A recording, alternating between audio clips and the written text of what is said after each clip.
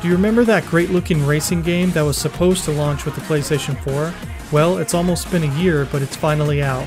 Driveclub is the latest racing title from the veteran studio, Evolution Studios. The studio is best known for the MotorStorm series, which is an off-road arcade racer. The first MotorStorm launched with the PlayStation 3, and the generation was peppered with numerous other MotorStorm titles, so no one was surprised when they heard that Evolution Studios was working on a racing game for the PlayStation 4. But what was surprising was the complete change in direction from the off-road racing games they've done in the past to a more realistic racer that the studio has always desired to make. Driveclub has had an additional year of development time, so is the finished game worth the wait, or should the studio go back to what they've already proven they can do the best?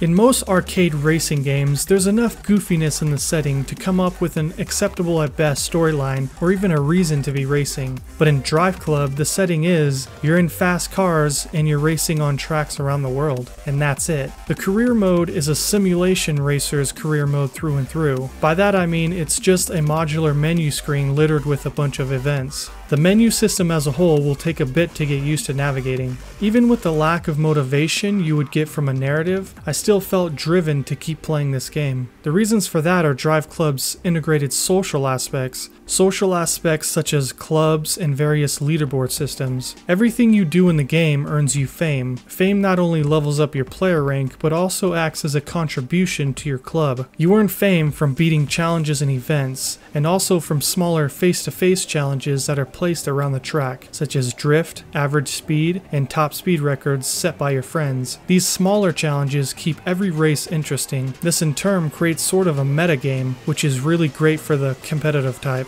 Unfortunately, this system adds even more HUD, which can make the screen feel overly occupied by information. Thankfully, you can opt to not have this information displayed in the options menu. The maximum number of club members is 6, which seems low but makes your club feel immensely more personal. The club showdowns are the most fun I've had in a racing game in a long time. When the starting grid is full of your 6 club members and 6 of your opponent's club members, it's hard not to feel completely engaged.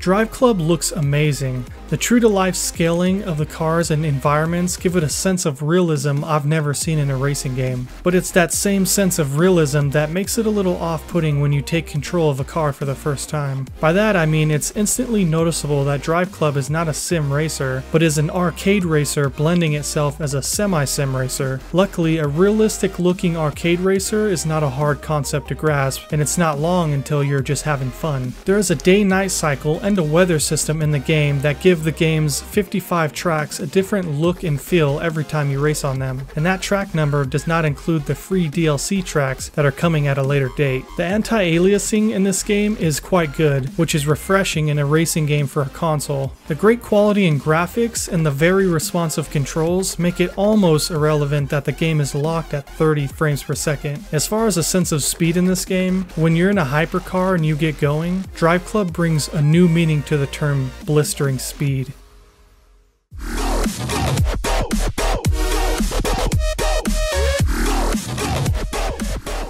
Driveclub adopts the genre of being an arcade simulation fusion, and with that comes the many troubles of trying to fuse 2 established genres to make one new one. Sometimes it works, and sometimes it doesn't. In Driveclub's case, it's stuck somewhere between, putting it in a bit of an identity crisis at times. The biggest sign of this is in the redundancy of saying that it's a serious arcade racer. With that being said, I do appreciate the depth in the physics system, which I can tell a lot of work was put into in the year of its delay. With most arcade racers going the way of having an open world, and simulation racers usually having the option to modify and or tune your cars, it's curious to see Driveclub shy away from both of those ideas. But in the end, Driveclub seems to redeem itself by having possibly the most balanced and fine-tuned online and asynchronous racing experience available. Driveclub was meant to be played online, and nothing makes this more apparent than the laughable AI. Not to mention, there is more rubber banding in this game than any kart racer I've played. The rubber banding is made obnoxiously clear when a car behind you going the same speed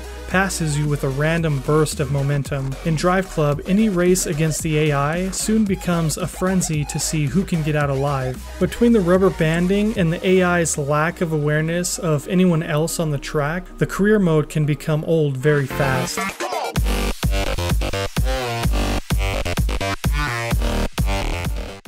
Driveclub's core gameplay has a lot of charm, but that charm may not be enough to win over some of us players that have been spoiled by other racing games that offer much more. Driveclub is an acceptable racer with innovations that, for the moment, put it in the forefront of social racing games. With a free version of the game that equates to roughly a fifth of the full game's size, it wouldn't hurt to at least give Driveclub a try. Getting over some of the game's shortcomings, such as a low car list and outdated AI, was tough but manageable.